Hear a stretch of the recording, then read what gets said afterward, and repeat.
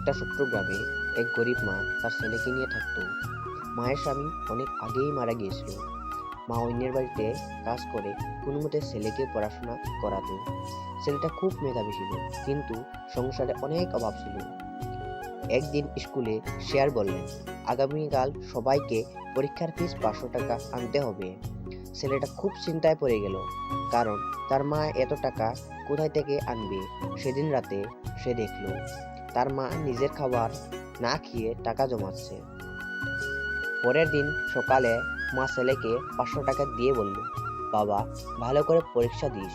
ছেলে জিজ্ঞেস করল, মা, তুমি টাকা কোথায় থেকে পেলে? মা হেসে বলল, মায়ের কাছে সব সময় উপায় থাকে।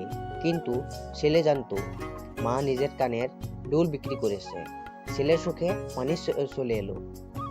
অনেক বছর পরে সেই ছেলেটাই বড় অফিসার হলো। প্রথম বেতন দিয়ে সে মায়ের জন্য নতুন দুল কিনলো।